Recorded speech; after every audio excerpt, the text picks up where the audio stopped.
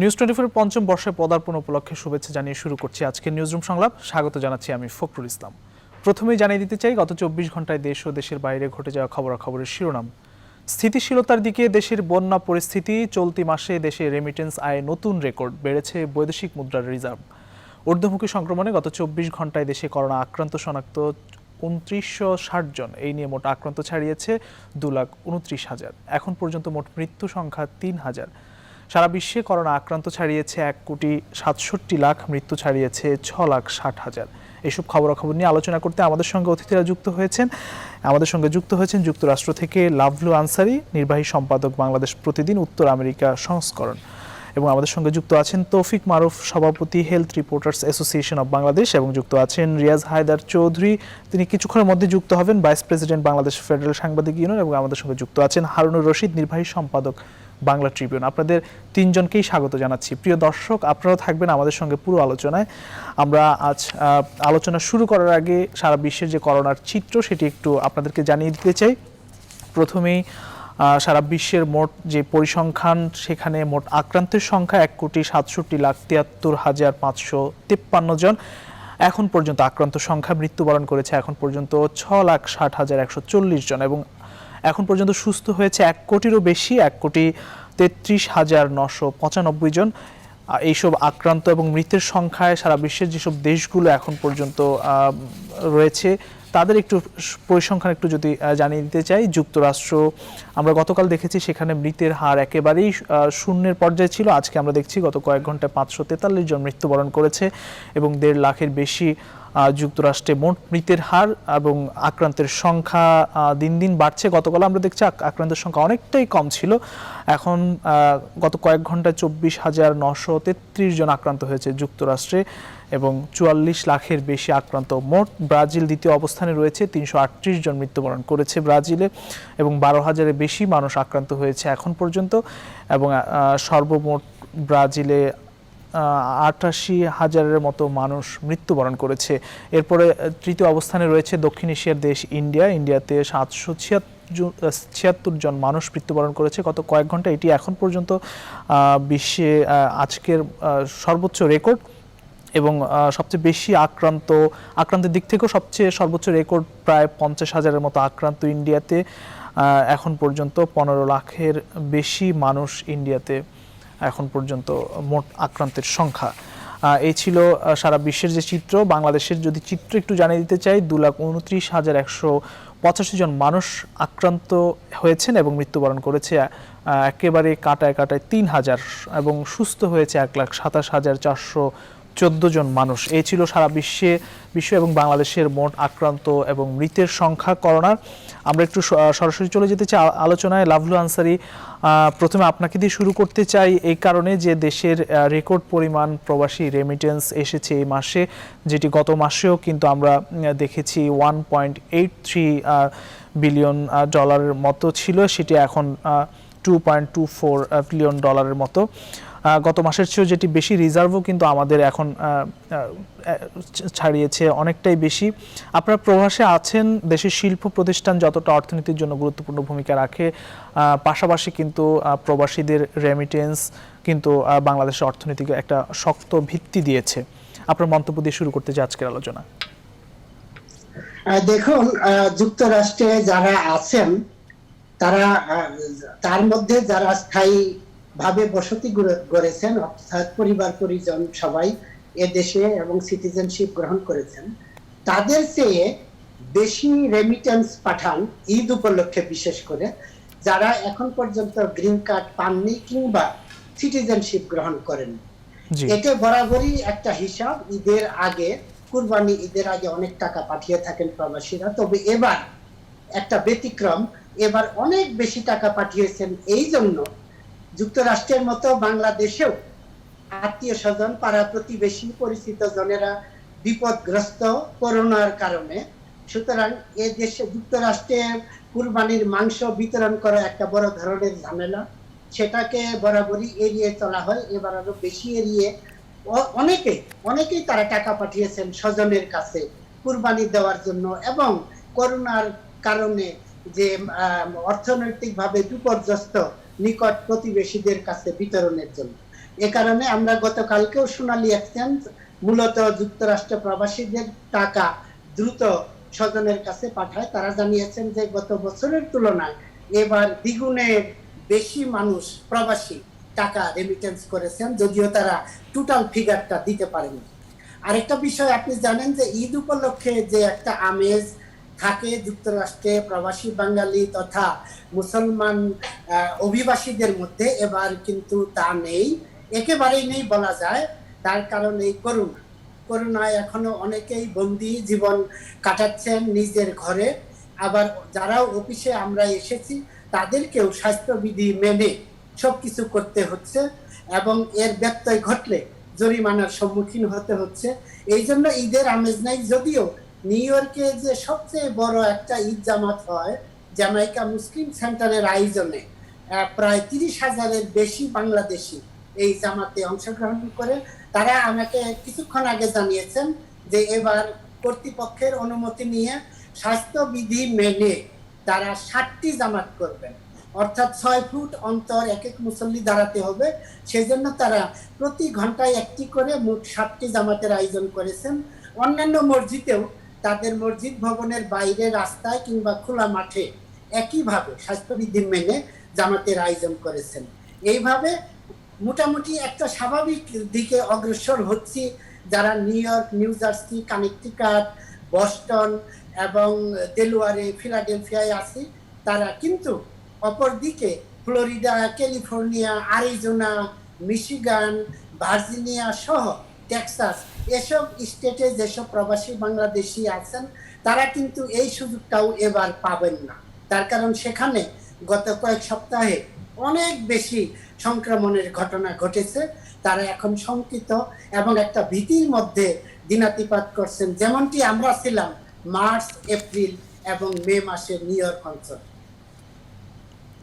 লাভলু আনসারী, এই বিষয়টি তো আমরা জানলাম, কিন্তু একটি বিষয় হচ্ছে যে বাংলাদেশে যে রেমিটেন্স অনেকটা বেড়ে গেছে করোনার মধ্যে, এর একটি কারণ কি? এটিও তো নিশ্চয়ই একটি কারণ যে হুন্ডির মাধ্যমে বা বিভিন্ন অবৈধ পথে প্রবাসীদের যেসব রেমিটেন্সগুলো আসতো, যার কারণে অনেকটাই কম ছিল, কিন্তু এই করোনার মধ্যে সেটি দিন দিন কিন্তু বাড়ছে। নিশ্চয়ই এটি সবাই চায় যে বাংলাদেশের রেমিটেন্স আসুক বৈধ পথে, তাহলে বাংলাদেশেরই কিন্তু অর্থনীতির জন্য সবচেয়ে লাভবান হবে বাংলাদেশ। কি বলবেন? না, অবৈধ পথে তথা হুন্ডির মাধ্যমে এখন আর কেউ টাকা পাঠাতে পারে বলে অন্তত আমার জানা নেই। তার কারণ এখন সবকিছু নিয়ম নীতি মেনে, বিশেষ করে সোনালী এক্সচেঞ্জ যে সোনালী ব্যাংকের একটা সহযোগী প্রতিষ্ঠান, যুক্তরাষ্ট্রের 10টি স্টেটে তাদের শাখা আছে, তারা যে টাকা পাঠাচ্ছে, যেমন এখন আমাদের এখানে বেলা 2:30 সোয়া 2টা বাজে, বাংলাদেশে এখন রাত সোয়া 12টা। যখন বাংলাদেশে কাল সকাল হবে 9টার পরে, এখন যদি আমরা কোনো টাকা রেমিটেন্স করি সোনালী এক্সচেঞ্জের মাধ্যমে, ঠিক কালকে সকালে আপনাদের যখন সকাল হবে সোনালী ব্যাংক খুলবে কিংবা অন্যান্য ব্যাংক খুলবে, তখন কিন্তু তার অ্যাকাউন্টে টাকাটা পৌঁছে যাচ্ছে অত্যন্ত বিশ্বস্ততার সাথে। একই সাথে সরকার যে ঘোষণা দিয়েছে শতকরা 2% হারে বোনাস, এটাও একটা আকৃষ্ট করেছে বৈধ পথে টাকা রেমিটেন্স। জি, ধন্যবাদ। আমরা আসবো আপনার কাছে আবারও। এটি সরকারের এই ঘোষণাটিও অনেকটা কাজে এসেছে, যার কারণে মানুষ অনেকটা আশ্বস্ত হয়েছে এবং সারা বছরই মানুষ করোনার পরেও পরবর্তী সময় মানুষ বৈধ পথে রেমিটেন্স পাঠাবেন। বাংলাদেশের অর্থনীতির জন্য এটি অবশ্যই খুবই শক্ত ভিত এনে দেবে। তৌফিক মারুফ, আপনার কাছে আসতে চাই। স্বাস্থ্য খাত নিয়ে আপনি কাজ করেন। স্বাস্থ্যমন্ত্রী বলেছেন যে স্বাস্থ্য খাতের ভঙ্গুর দশা এখন নেই।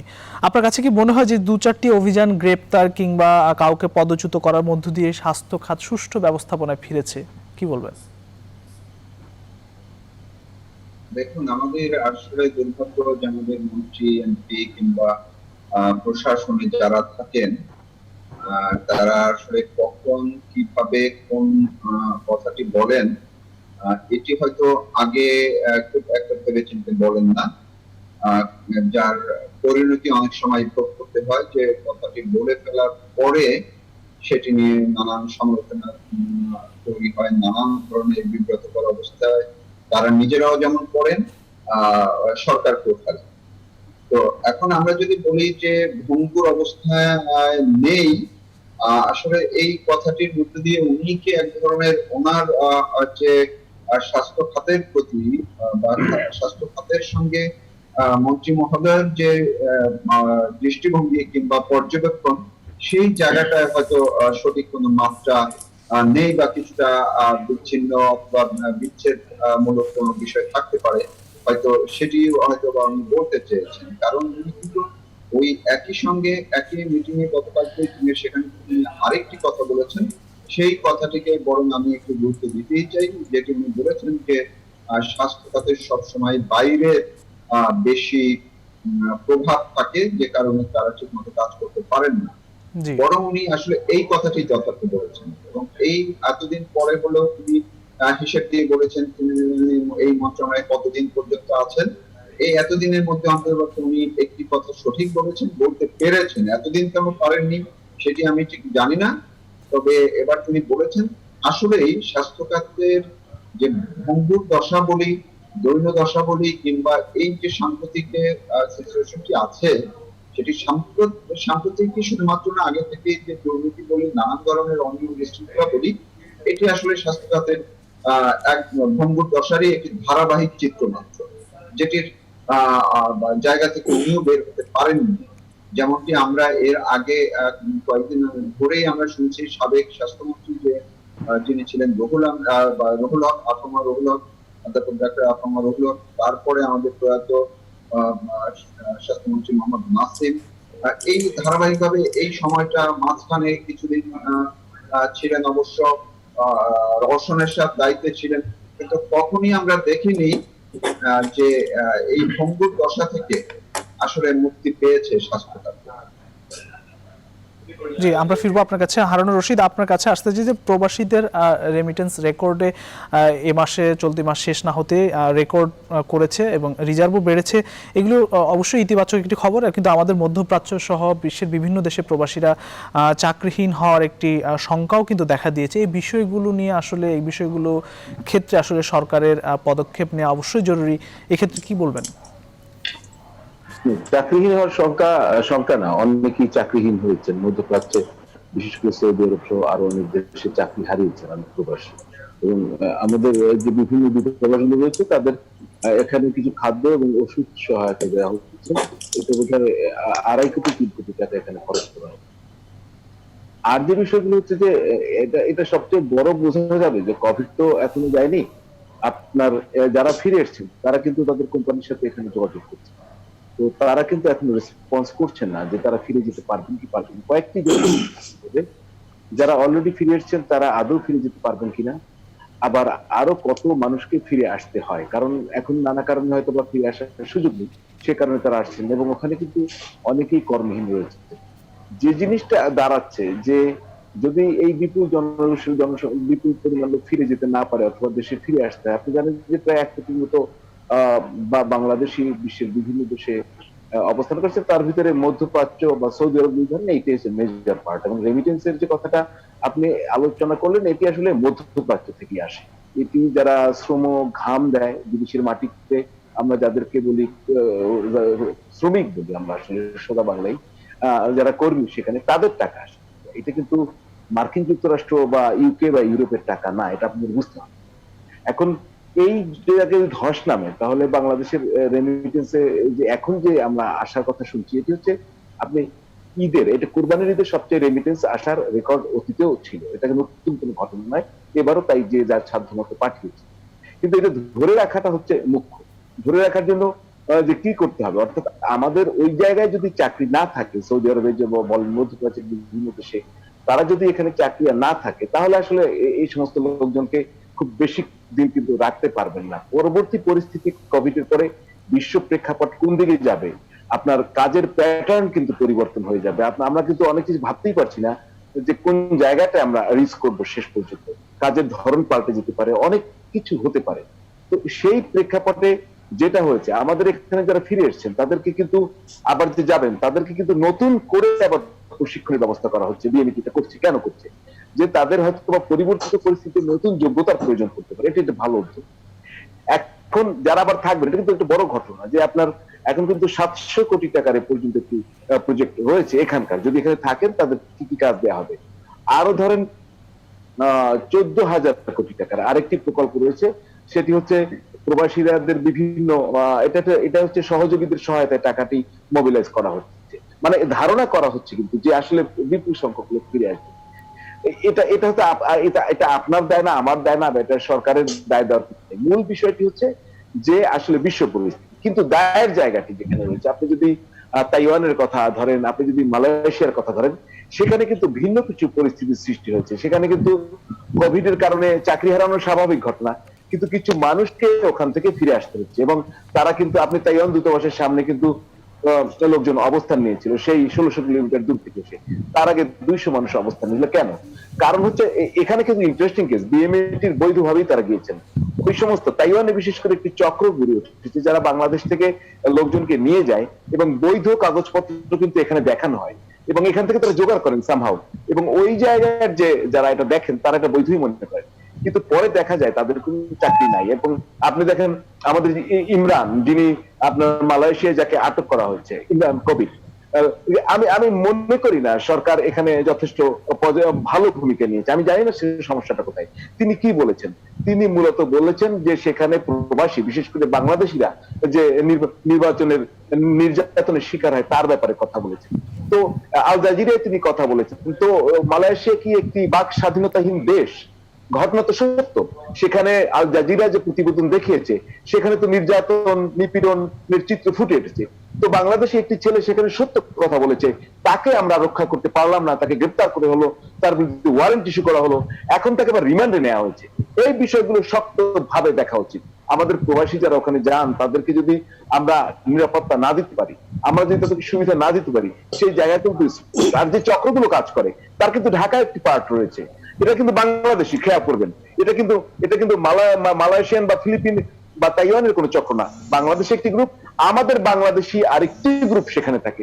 এই চক্র কার সহায়তায় যায়? আপনি যদি এখন কুয়েতের আমাদের এমপি সাহেবের কথা বলেন, পাপুল, তিনি যে চক্র এখানে একটি গড়ে তুলেছেন এতদিন ধরে, এটি এর আগে কিন্তু আমাদের পররাষ্ট্রমন্ত্রী কিন্তু বলেছেন যে বিষয়টি ঠিক না। তো কিসের ভিত্তিতে তিনি বলেছিলেন? পাপুল কিন্তু এখনো পার্লামেন্ট মেম্বার আছে, তার বিরুদ্ধে কিন্তু ব্যবস্থা নেওয়া হয়নি। তার স্ত্রী কিন্তু এখনো সংসদ সদস্য আপনার নারীকোটায়। এখন এই যে চক্রগুলো গড়ে উঠেছে এমপির নেতৃত্বে, যদি আপনার একজন যাকে এই এমপি জাতীয় পার্টির এখানে মনোনয়ন দেওয়া হয়েছিল, সেখান থেকে তার এই মনোনয়ন কিনেছেন, তিনি কিনেছেন, তার স্ত্রী কিনেছেন। এই চক্র কুয়েতে আমাদের ভাবমূর্তি ক্ষুণ্ণ করেছে, সারা বিশ্বে আমাদের ভাবমূর্তি ক্ষুণ্ণ করেছে। সে তো নিজে আমাদেরকে ডুবাচ্ছে, কুয়েতি লোকজনকে দুর্নীতিবাজ বানিয়েছে। তো এই যদি হয় পরিস্থিতি, তাহলে আমাদের প্রবাসীদের কল্যাণ, তাদের উন্নয়ন, তাদের সেখানে চাকরি, এই পাপলুরা যদি থাকে, পাপলুরা তাহলে কিভাবে নিশ্চিত করবে? জি, আমরা ফিরবো আপনার কাছে। আমাদের সঙ্গে যুক্ত হয়েছেন বাংলাদেশ ফেডারেল সাংবাদিক ইউনিয়নের ভাইস প্রেসিডেন্ট রিয়াজ হায়দার চৌধুরী। আপনাকে স্বাগত জানাচ্ছি। রিয়াজ হায়দার চৌধুরী, আপনি নিশ্চয়ই আমাকে শুনতে পাচ্ছেন।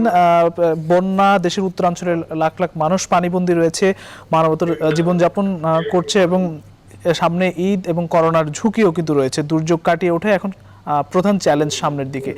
কি বলবেন আসলে এই ক্ষেত্রে? রিয়াজ হায়দার চৌধুরী, আপনারা শুনতে পাচ্ছেন আমাকে?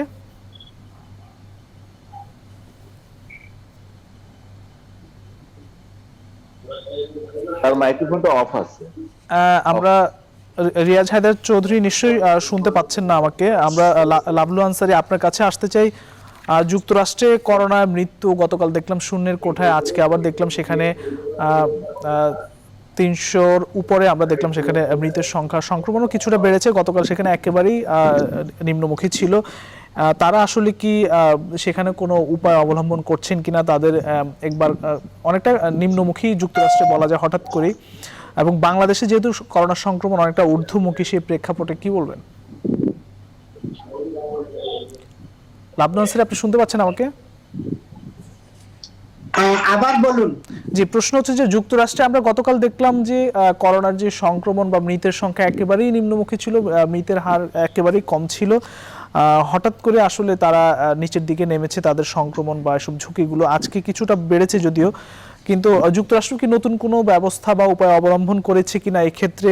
বাংলাদেশে সংক্রমণ ঊর্ধ্বমুখী, সবকিছু মিলিয়ে এইসব প্রেক্ষাপট নিয়ে কি বলবেন? হ্যাঁ, দেখুন, যেসব স্টেটে, বিশেষ করে ফ্লোরিডা, আমি আগেই বলেছি টেক্সাস, আরিজোনা, ক্যালিফোর্নিয়া, এবং মিশিগান এসব স্টেটে গত কয়েক সপ্তাহে সংক্রমণের হার বেড়েছে। প্রবাসী বাংলাদেশিরাও কেউ কেউ সংক্রমিত হয়েছেন, তবে তুলনামূলকভাবে ততটা বেশি ঘটেনি। এমনকি প্রবাসীরা হাসপাতালে গিয়েছেন বলেও আমরা এখন পর্যন্ত জানতে পারিনি। আমরা ওইসব এলাকার সাথে সার্বক্ষণিক যোগাযোগ রেখেছি যে এখন পর্যন্ত গুরুতর ভাবে অসুস্থ হয়ে কেউ হাসপাতালে যায়নি, কারণ তারা সকলেই স্বাস্থ্যবিধি মেনে চলছেন।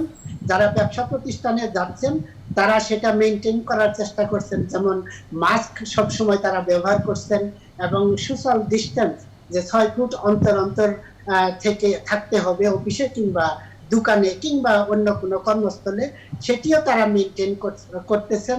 তার জন্য এখন পর্যন্ত প্রবাসীরা ততটা মানে ব্যাপকভাবে আক্রান্ত হননি। যেমনটা আমি বারবার বলি, নিউ ইয়র্কে আমরা হয়েছিলাম, যেহেতু তখন আমাদের মধ্যে সে ধরনের সচেতনা বোধ তৈরি হয়নি প্রেসিডেন্ট ট্রাম্পের এইসব গুয়ারতুমির কারণে, কিন্তু এখন আমাদের থেকে অন্য সব এলাকার প্রবাসী বাংলাদেশিরাও শিক্ষা গ্রহণ করেছেন যে না, ট্রাম্পের কথায় চললে হবে না, আমাদের স্বাস্থ্য আমাদের রক্ষা করতে হবে, আমাদের সন্তান আমাদের যুক্তরাষ্ট্রের সাধারণ মানুষই তারা নিজেরাই তাদের স্বাস্থ্য ব্যবস্থা বা স্বাস্থ্য বিধিগুলো মেনে চলছেন, এই কারণে নিম্নমুখী। বাংলাদেশে আসলে সংক্রমণ ঊর্ধ্বমুখী। এই ক্ষেত্রে আসলে আপনার যদি কিছু বলার থাকে।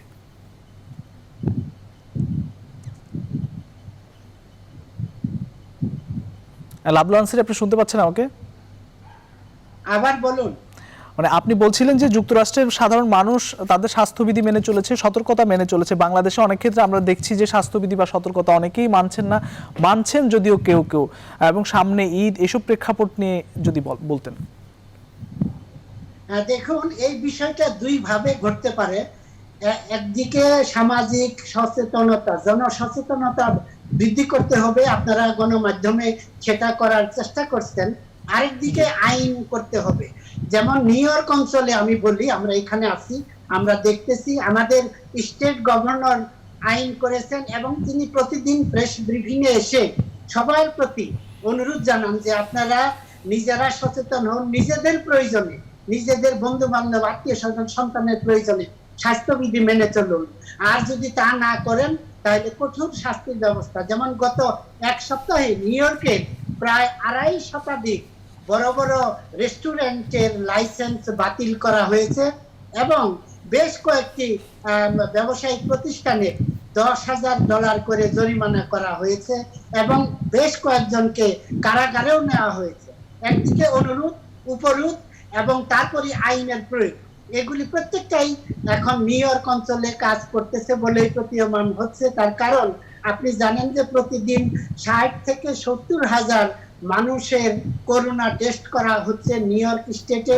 এর মধ্যে মাত্র শতকরা 1 জনের পজিটিভ রেজাল্ট আসতেছে এবং যে নিউ ইয়র্কে একসময় দৈনিক কমপক্ষে 800 মানুষ মারা গেছেন করোনায় আক্রান্ত হয়ে, সেখানে গত 1 মাসে প্রতিদিন দৈনিক গড়ে 5 থেকে 6 জনের মৃত্যু হচ্ছে। তো এই যে ঘটনাগুলো, এগুলো কিন্তু ওই স্বাস্থ্যবিধি যথাযথভাবে মেনে চলার কারণেই হচ্ছে। এবং আপনি জানেন যে লকডাউন শিথিল করার 4টি ধাপ ঘোষণা করেছিলেন এই অঞ্চলের স্টেট গভর্নররা। তার মধ্যে 4র্থ ধাপ আমরা অতিক্রম করেছি গত সপ্তাহে। এত সত্ত্বেও রেস্টুরেন্টের ভিতরে বসে খাওয়া দাওয়া করার অনুমতি এখনো দেওয়া হয়নি। একইভাবে বারে বসে পানীয় পানের অনুমতি দেওয়া হয়নি। এমনকি 10 জনের বেশি মানুষ একত্রিত হবার উপরেও নতুন করে নিষেধাজ্ঞা আরোপ করা হয়েছে। তার এইসব কারণে কিন্তু এগুলি কমতেছে। বাংলাদেশে আমরা টেলিভিশন সহ বিভিন্ন ভাবে যা দেখতে পাচ্ছি, তাতে অনেকের মধ্যেই সেটা মেনে চলার প্রবণতা এখনো তৈরি হয়নি। বিশেষ করে পুলিশের একটা বিষয় আমি বলতে চাই। পুলিশ তো আইনের যে আইন আছে সেটার প্রয়োগ করবেন যথাযথভাবে, কিন্তু সেই পুলিশকেও বাধাগ্রস্ত করা হচ্ছে। পুলিশ যদি কাউকে অনুরোধ করে সেটাকে বিকৃতভাবে সামাজিক যোগাযোগ মাধ্যমে দিয়ে সেই পুলিশের বিরুদ্ধে অ্যাকশন নেওয়ার মতো একটা পরিস্থিতি তৈরি করার ফলে পুলিশও কিন্তু আন্তরিকতার সাথে বাংলাদেশে আগের মতো কাজ করছে বলে অন্তত আমরা বাইরে থেকে যা জানছি শুনছি তেমন মনে হচ্ছে। এই বিষয়গুলো দূর করতে হবে। আর আপনি যথার্থই বলেছেন যে এখন তো বন্যায় আক্রান্ত বাংলাদেশের বড় একটি অংশ, সুতরাং এই সংক্রমণের ঘটনাও বাড়তে পারে। সবকিছু যে আপনার কাছে ফিরবো আমরা, এইসব বিষয় নিয়ে আরো কথা বলবো আমরা। স্থানীয় যারা রাজনৈতিক সংগঠক আছেন, সংসদ সদস্য আছেন, তাদেরকে জনগণের সাথে মিশে গিয়ে এই বিষয়ে সতর্ক করতে হবে যেন তারা স্বাস্থ্যবিধি মেনে চলে। জি, আপনার কাছে ফিরবো।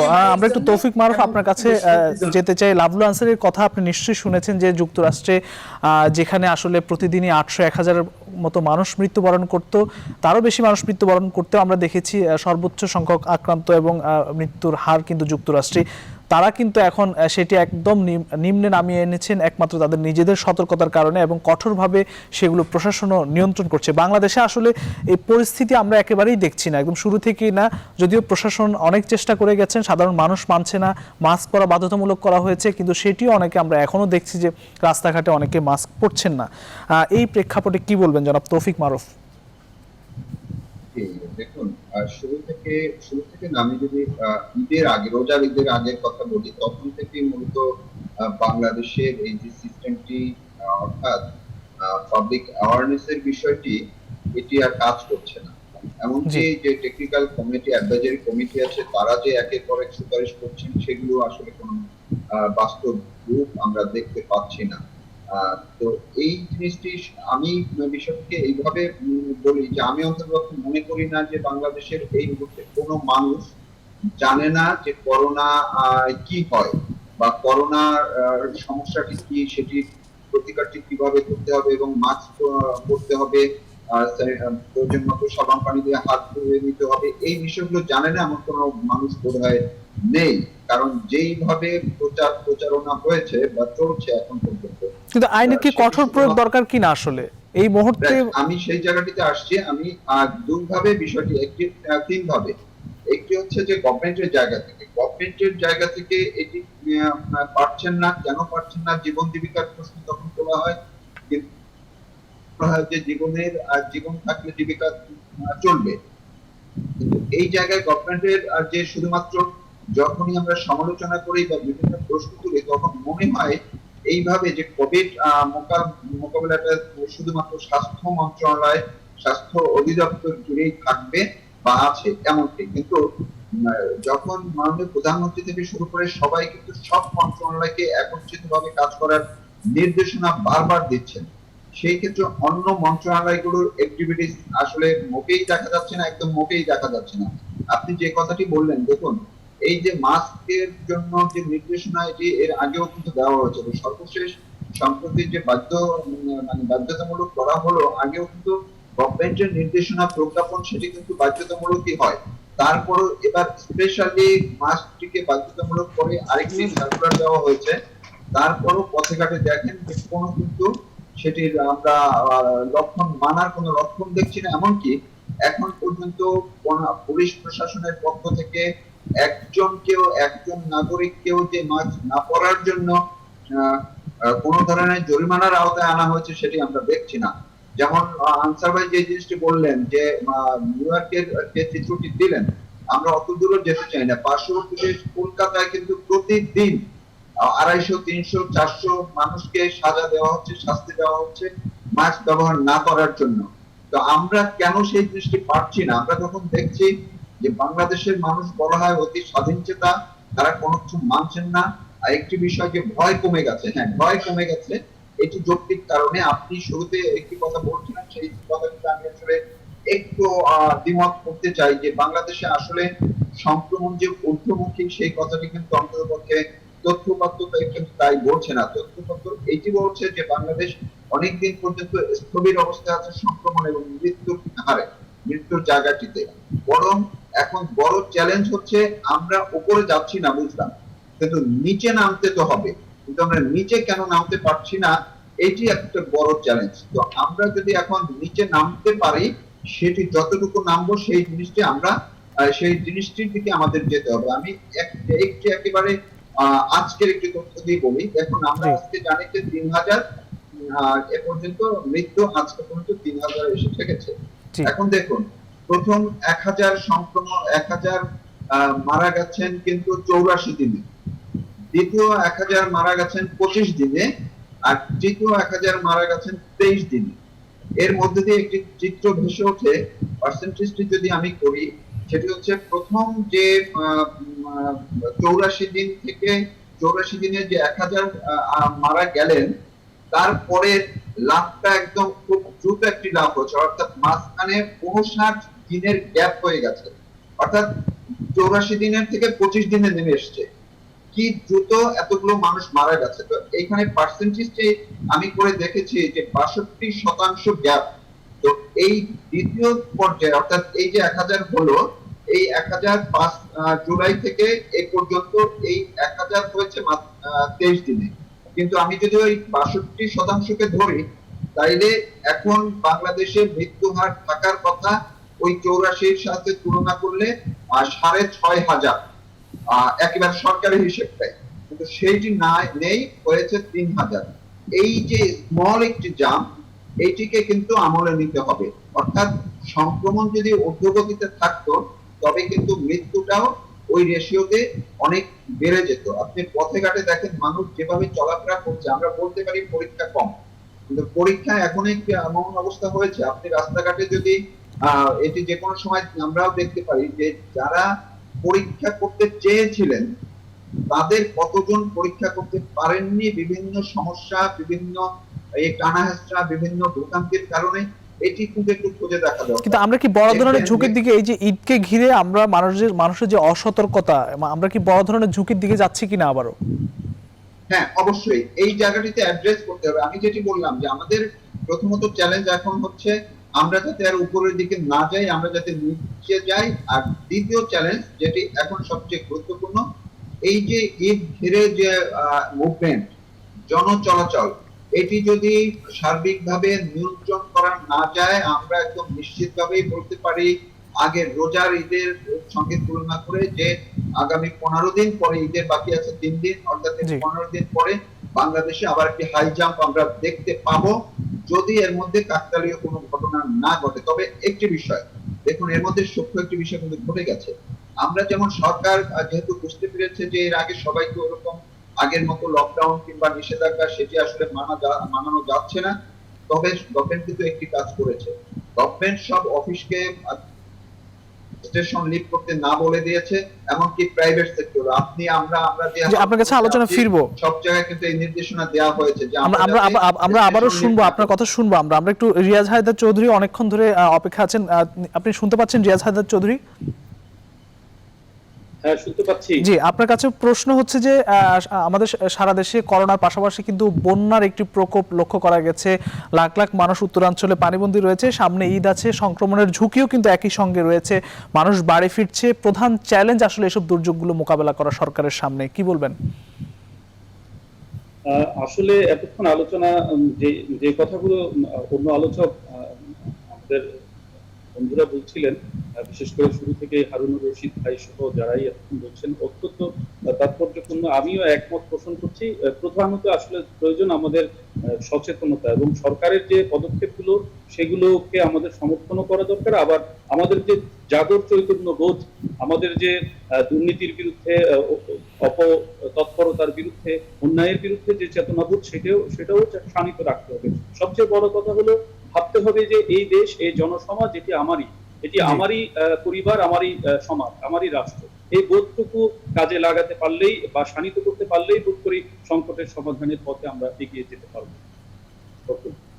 জি, রিয়াজ হায়দার চৌধুরী আপনার কাছে ফিরবো আবারও। হারুনুর রশিদ আপনার কাছে আসতেছে যে বন্যা পরিস্থিতিতে লাখ লাখ মানুষ এখনো পানিবন্দী, ক্ষতিগ্রস্ত হয়েছে, বিভিন্ন বাঁধ ভেঙে গেছে, এখনো নদীর পাড় ভাঙছে, সবকিছু মিলিয়ে আসলে বন্যা পরবর্তী আসলে আমাদের কৃষিতে বড় কোনো প্রভাব পড়বে কিনা, কি বলবেন জনাব হারুনুর রশিদ?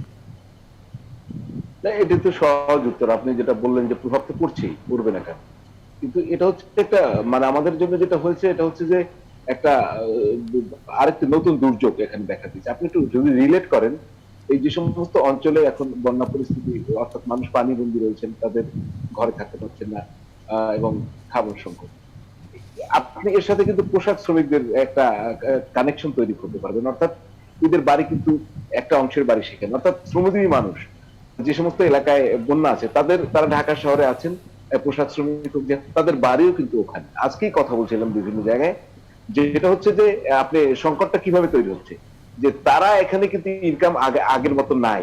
কারণটা হচ্ছে যে আগে তো ওভারটাইম করা যেত পোশাক কারখানা, আপনি জানেন, এখন তো ওভারটাইম আর হচ্ছে না, কেন ফুল স্ট্রেন্থে তো কারখানাগুলো কাজ করতেই পারছে না, সুতরাং তাদের ইনকাম কমে যাচ্ছে।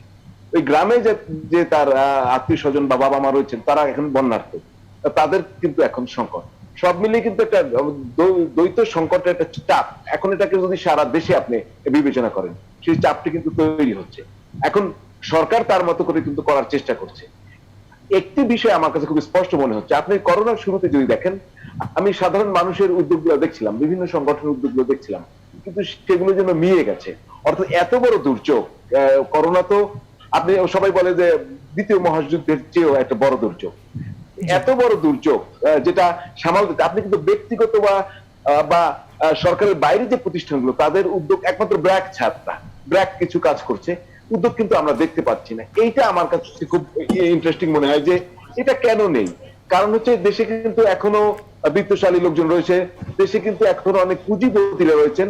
এই দুর্যোগে যে একটা ঐক্য হওয়ার কথা ছিল, মানুষের জন্য যেরকম কাজ করেছে বাংলাদেশের মানুষ অতীতে, সেটা যেন কেন দূরে সরে গেছে, এবং এখন যেন যে যার অবস্থানকে রক্ষা করার একটা প্রক্রিয়া চালু করেছে। সুতরাং সরকারের সাথে যদি সবাই একযোগে কাজ না করে, আর আমরা যদি একটু আগেই বলছিলেন তৌফিক ফারুক ভাই, রিয়াজ হায়দার বলছিলেন, আর তারপরে আমেরিকা থেকে বলছিলেন যে আমাদেরও কিন্তু একটা দায়িত্ব রয়েছে। আপনি এখন এবার করোনায় একটি আশঙ্কা আমি করছি না যে এবার কিন্তু লোকের চলাচল কম হবে, কেন গার্মেন্টস এর পোশাক কারখানার লোকজন যেতে পারবে না, সরকারি কর্মকর্তা কর্মচারীরা যাবে না।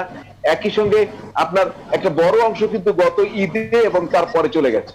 এবার আমি কথা বলে দেখেছি মানুষের ভিতরে এবার গ্রামের বাড়িতে ফেরার আগ্রহটা কম। কোথায় যাবে? গ্রামের বাড়িতে তো এখন বন্যা বা পানি, সুতরাং এই মুভমেন্টটা এবার কম হবে। এটা আমি কেন জানি আমার মনে হয়, আপনি দেখবেন এখন পর্যন্ত কোনো আগাম টিকিট বিক্রি হচ্ছে না, কিন্তু তারপরও এটাকে সচেতন থেকে একটা কন্ট্রোলে নিয়ে আসতে হবে। এখন একটি প্রশ্ন আমি করতেই চাই, আমি কতদিন ঘরে থাকবো, এই ব্যাপারে কিন্তু আমার বারবারই বিশ্লেষকদের সাথে বিশেষজ্ঞদের সাথে দ্বিমত হয়, হয়তো আমার বোঝার ভুলের কারণে, অথবা বুঝতে পারি না। আমি মনে করি আমাদের আসলে জরুরি প্রয়োজনে এখন আমাদের বের হতে হবে, আমাদের ইকোনমিকে সচল রাখতে হবে।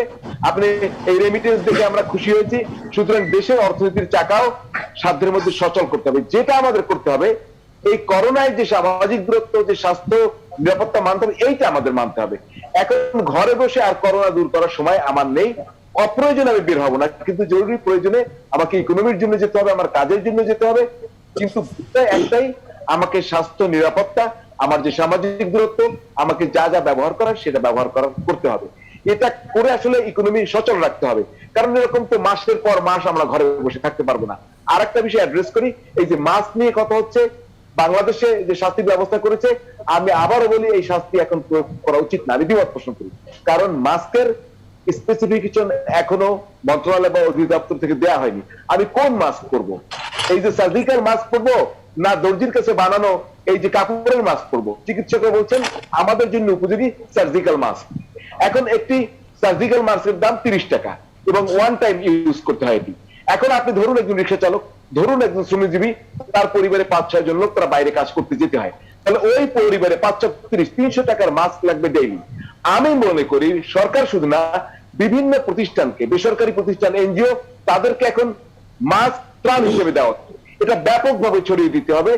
আর হচ্ছে কোন মাস্ক ব্যবহার করবে, এই যে দর্জির বানানো মাস্ক আমাদের জন্য উপযোগী না, সুতরাং এগুলো বন্ধ করে মানুষের এখন খাদ্যের মতোই মাস্ক প্রয়োজন, সেই জায়গাটা এনশিওর করতে হবে। কারণ একজন রিক্সা চালকের পরিবারকে 300 টাকা খরচ করলে আপনি তাকে কত জরিমানা করবেন? এটা আইন আছে, কিন্তু আইনে আমরা শেষ পর্যায়ে আমরা ফিরবো, আরেকবার ফিরবো আপনার কাছে। আমরা লাভলু আনসারী, আপনার কাছে যে বিষয়টি শেষ প্রশ্ন, আসলে করোনার ভীতি বলেন কিংবা করোনা মোকাবেলায় সারা বিশ্বে ভ্যাকসিন খুবই জরুরি। ভ্যাকসিন নিয়ে বিশ্বজুড়ে বিভিন্ন দেশ আসলে ভ্যাকসিনকে কত দ্রুত নিয়ে আসবেন এই নিয়ে একটি প্রতিযোগিতাও চলছে। আসলে আপনার কাছে আসলে জানতে চাই যে ভ্যাকসিনের যে প্রক্রিয়াগুলো রয়েছে সেগুলো এখন পর্যন্ত কোন পর্যায়ে রয়েছে, একদম সংক্ষেপে যদি বলেন 1 মিনিটে। হ্যাঁ, যেমন এই ভ্যাকসিন সম্পর্কিত যে গবেষণা টিম কাজ করতেছে যুক্তরাষ্ট্রে, তার অন্যতম অ্যান্থনি ফাউসি, একটা জনপ্রিয় নাম, আপনি জানেন এই করোনার কারণে, ট্রাম্পের আচরণের কারণে। তিনি গতকাল সিএনএন কে এক সাক্ষাৎকারে বলেছেন যে মডার্না একটা গবেষণা চালাচ্ছে, এখন তারা চূড়ান্ত পর্বে, তৃতীয় পর্বে আছেন এবং যুক্তরাষ্ট্রের 1000টি গবেষণাগারের অধীনে 30,000 স্বেচ্ছাসেবক তাতে অংশগ্রহণ করতেছে এবং এটা উনি বলছেন যে জানুয়ারিতেই এই বিষয়ে আমরা একটা চূড়ান্ত রেজাল্ট পাবো বলে আশা করছি তিনি বলেছেন। এবং এটা যদি সম্ভব হয়, যদি মানব দেহের জন্য করোনা প্রতিরোধে সক্ষম হয়, তাহলে একটা বৈপ্লবিক ঘটনা ঘটবে বলে অ্যান্থনি ফাউসি আশা ব্যক্ত করে বলেছেন। তার এছাড়া এর বাইরে আরো যারা করছেন তারা এতটা অগ্রগতি সাধন করতে সক্ষম হয়নি। আর এই কাজে প্রেসিডেন্ট ট্রাম্পও সদয় হয়েছেন, এখন তিনি তার বরাদ্দ বাড়িয়ে দিয়েছেন। এবং আপনি জানেন গতকালকেই যুক্তরাষ্ট্র সিনেটে $1 ট্রিলিয়ন একটা করোনা রিলিফ তহবিল গঠনের প্রস্তাব এসেছে, যে প্রস্তাবের অনুকূলে আরেকটা প্রস্তাব $3 ট্রিলিয়ন গত 15ই মে প্রতিনিধি পরিষদে ডেমোক্র্যাটরা পাশ করেছে। এই দুটি বিলের সমন্বয় সাধনের জন্য এই মুহূর্তে ক্যাপিটল হিলে ডেমোক্র্যাট এবং রিপাবলিকান সিনেটররা বৈঠক শেষ করতে হবে। এই সমঝোতা সাধনের ফলেও এই যে ভ্যাকসিন তৈরি করার যে প্রক্রিয়া সেটা আরো ত্বরান্বিত হবে। তার কারণ এখানে আমাদের শেষ করতে হবে। লাভলু আনসারী, আমাদের সময় একদম কম। আমরা জনাব তৌফিক মারুফ আপনার কাছে আসতে চাই যে আপনি যে বিষয়টি বলছিলেন যে করোনার সতর্কতা কিংবা করোনার যে কঠোরতার জায়গা মোকাবেলায় সেটিতে বাংলাদেশের ঘাটতি রয়েছে। আরেকটি বিষয় হচ্ছে যে করোনার টেস্ট নিয়ে মানুষের এখনো কিন্তু ভোগান্তি রয়ে গেছে, বিশেষ করে বিদেশ যাত্রী যারা রয়েছেন তাদের ক্ষেত্রে আলাদা করে বুথ তৈরি করা হয়েছে টেস্ট করানোর জন্য, সেখানেও কিন্তু ভোগান্তি রয়েছে। সবকিছু মিলিয়ে আপনার শেষ মন্তব্য জানতে চাই একদম সংক্ষেপে। আমি শেষ করতে চাই এই জায়গাটিতে যে টেস্ট নিয়ে ভোগান্তি বলি, হয়রানি বলি কিংবা বিশৃঙ্খলা বলি, এটিকে যদি সমন্বিত করে বলি, হ্যাঁ এই ধরনের সিচুয়েশন কি আছে। আর বিদেশগামীদের নিয়ে যে ঘটনাটি, সেটি আসলে সেটিও একটি নতুন মাত্রা যোগ করেছে। যদিও একটি ইনকোয়ারি একটি টিম স্বাস্থ্য অধিদপ্তর থেকে করা হয়েছিল, আজকে রাতে সেটির প্রতিবেদন একটি জমা হয়েছে, আমরা আগামীকাল জানতে পারবো। এগুলো কোনোভাবেই প্রত্যাশা আমরা করতে চাই না যে এই ধরনের কোনো সমস্যা হোক। তবে একটি জায়গায় আমরা যখন বারবার বিভিন্ন জায়গা থেকে বলা হয় যে পরীক্ষা কম হচ্ছে, পরীক্ষা হচ্ছে না, কিন্তু আমি আবার একটু রিপিট করি যে কথাটি একটু আগেও বলেছি, এখন আমাদের সময় এসছে যে আসলে কতজন আমরা টেস্ট করতে আগ্রহী বা চাই। এমনকি যারা করোনা টেস্ট করতে চেয়েছি কিন্তু করতে পারিনি, সেই সংখ্যাটি কত এটি একটু খুঁজে বের করা দরকার। কারণ আমি তথ্য ঘেটে এইটি পাই যে এখন গভর্নমেন্ট যে সংখ্যাটি বলছে সেটিও অনেকটা রিপিটেশন আছে এটার মধ্যে। একজন এখনো 3বার 4বার করে টেস্ট করছেন, তো সেটি যদি হয় তাহলে সেই সংখ্যাটি তো কাউন্ট হবে ওখানে। এখন সেইটি যোগ করে যদি আমরা গভর্নমেন্টের উপরে যখন প্রেসার ক্রিয়েট করবো সংখ্যা তো কম কেন, গভর্নমেন্ট যদি এখন একজনকে 3টা 4টা করিয়ে কাগজে কলমে সংখ্যা বাড়িয়ে দেখায় যে না মানুষকে একটু আমরা সন্তুষ্ট করি যে সংখ্যা বেড়েছে, সেটিও কিন্তু আবার হিতে বিপরীত বুমেরাং হবে। যেটি আমাদের নতুন স্বাস্থ্য অধিদপ্তর নতুন ডিজি শুরুর দিন একটি কথা বলেছিলেন, যেমন কিছু করা যাবে না, এমন কোনো কথা বলা যাবে না, কাজ করা যাবে না, যেটি বুমেরাং হয়। তো সুতরাং আমার মনে হয় যে সংক্রমণের জায়গাটিতে সরকারের যেমন আসলে আরো দায়িত্বশীল ভূমিকায় যাওয়া উচিত, নাগরিকদের জায়গা থেকে, আমাদের গণমাধ্যমের জায়গা থেকেও আমাদের শেষ করতে হবে, আর একটু দায়িত্বশীল হওয়া উচিত। জি ধন্যবাদ। আমরা আমাদের শেষ করতে হবে। রিয়াজ হায়দার চৌধুরী, আপনার কাছে আসতে চাই যে ঈদে মানুষ সতর্কতা অনেকে মানছেন না, বিশেষ করে শপিং মল গুলোতে আসলে সতর্কতা অনেকটাই কম দেখা যাচ্ছে, সামাজিক দূরত্বের তো কোনো বালাই আমরা দেখছি না। ঈদের ঝুঁকি এবং সতর্কতার জায়গায় আপনার শেষ মন্তব্য জানতে চাই, সংক্ষেপে যদি বলেন। আসলে একটি বৃহত্তর নাগরিক ঐক্য গড়ে তোলা দরকার সচেতনতার জায়গায়, যেটি একটু আগে আমাদের হারুন ভাই বলছিলেন, রাজনৈতিক বিভক্তি, ধর্ম, জাতপাত, পেশাগত বিভক্তি সবকিছু ছাড়িয়ে একটি জাতীয় ঐক্য গড়ে তোলা দরকার। আমাদের ক্ষমতার ভাগাভাগির জন্য এই ঐক্য নয়, এই ঐক্য অন্য কোনো স্বার্থের বিষয় নয়, মানবিক একটি ঐক্য গড়ে তোলা দরকার, এটি আমি বলবো। এবং যারা আছেন সবাইকে আমি কৃতজ্ঞতা জানাই। আমাদের সামাজিক সচেতনতাও নিশ্চয়ই জরুরি এবং আরো প্রশাসনকে আরো কঠোর হওয়া নিশ্চয়ই জরুরি, যেটি আমরা লাভলু আনসারীর কাছে শুনছিলাম যে যুক্তরাষ্ট্রে কিন্তু অনেক কঠোরভাবে তারা নিয়ন্ত্রণ করেছে, যার কারণে আসলে তাদের যে এখন করোনা পরিস্থিতি অনেকটা নিম্নমুখী। হারুনুর রশিদ, আপনার কাছে আসলে শেষ প্রশ্ন, স্বাস্থ্যখাত অনিয়মের বিরুদ্ধে ব্যবস্থা নিয়েছে সরকার, নিচ্ছে, গুরুত্বপূর্ণ পদগুলোতে রদবদল হয়েছে এবং সুশাসন নিশ্চিত আসলে আমাদের যে অন্যান্য খাতগুলোতে অনিয়ম হচ্ছে, বিভিন্ন খবরাখবর আসলে উঠে আসছে, সেসব বিষয়গুলোতে আসলে সরকারের নজর দেওয়া উচিত নিশ্চয়ই। আপনার শেষ মন্তব্য দিয়ে শেষ করতে চাচ্ছি। নিশ্চয়ই উচিত। আমি সব খাতে না যাই, আবার স্বাস্থ্য খাত সম্পর্কে দুই একটা কথা বলে শেষ করে দিই, আপনার সময় কম। আসলে এই যে বদলি, নতুন নিয়োগ, এগুলো এখনো আসলে কোনো দৃশ্যমান কোনো স্বাস্থ্য খাত সংস্কারের কাজ এখন হচ্ছে না। আসলে যারা যে অপরাধ করছে তার শাস্তি যখন দৃশ্যমান হবে তখন আর ঘটবে না। বারবার কেন ঘটে সেটাই বলি, যে আগের ঘটনায় এই বদলি, এই ওএসডি এগুলো করে সামাল দেওয়া হয়, এগুলো কোনো সমাধান না। আর স্বাস্থ্যমন্ত্রীকে জবাবদিহিতার বাইরে নেওয়া ঠিক হবে না, তাকে অবশ্যই জবাবদিহি করতে হবে। তিনি মনে হয় এখন একটু হালকা চালে চলছেন, মনে হয় চাপ কম আছে, তাই বলছেন যে হয়তোবা এখানে আর কোনো সমস্যা নাই। আসলে সমস্যা আছে এখানে। তদন্ত করে শাস্তিমূলক ব্যবস্থা, আইনের আওতায়, প্রয়োজনে ফৌজদারি ব্যবস্থা। আমি এর আগেও বলছিলাম যে এই নকল, যে এই যে ভুয়া যে টেস্ট হয়েছে, এর কারণে অনেক লোকের মৃত্যু ঘটেছে। যদি মৃত্যু ঘটে থাকে তার দায় দায়িত্ব কিন্তু স্বাস্থ্য অধিদপ্তরের সাবেক মহাপরিচালক এড়াতে পারেন না, উপরে যদি দায় দায়িত্ব দেয় সেক্ষেত্রেও এড়াতে পারেন না। সুতরাং দুর্নীতির মামলা, ফৌজদারি মামলা সবগুলোই এগোনো উচিত। দৃষ্টান্তমূলক শাস্তি হলে এই ঘটনা বারবার ঘটবে না। অর্থাৎ অবৈধ কাজের প্রোডাকশন সেন্টারকে বন্ধ করতে হবে। প্রোডাকশন যদি বন্ধ না করেন, একজন যাবে তো আর একজন আসবে, এটা কিন্তু ঠেকানো যাবে না। জি, নিশ্চয়ই দৃষ্টান্তমূলক শাস্তির ব্যবস্থা হবে এবং দৃষ্টান্তমূলক শাস্তি, তাহলে হয়তো দেশে যে অনিয়ম দুর্নীতিগুলো রয়েছে সেগুলো থেকে মুক্তি পাবে দেশ। আমাদের সঙ্গে লাভলু আনসারী এবং তৌফিক মারুফ, রিয়াজ হায়দার চৌধুরী এবং হারুনুর রশিদ, আপনাদের চারজনকেই যুক্ত হওয়ার জন্য ধন্যবাদ জানাচ্ছি। প্রিয় দর্শক, করোনা আর বন্যার দুর্যোগের মাঝে আসছে ঈদ, ঝুঁকি নিয়ে বাড়িও ফিরছে অনেক মানুষ। আপনার অসতর্কতায় করোনার সংক্রমণ ছড়াতে পারে বহু গুণে, তাই এখনই সতর্ক হন, ঝুঁকি থেকে নিজে বাঁচুন এবং বাঁচান বাংলাদেশকে। আজ এই পর্যন্তই, আবারও দেখা হবে আগামীকাল একই সময়। ততক্ষণ পর্যন্ত ভালো থাকবেন, সুস্থ থাকবেন, শুভরাত্রি।